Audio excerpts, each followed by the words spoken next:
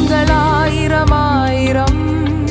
தொட்டிலாகுது மானுதம் தித்திப்பாகுது ஆழ்மனம் திட்டமில்லா ஒரு காரணம் நாளை தூக்கி தேனில் தோய்த்ததால்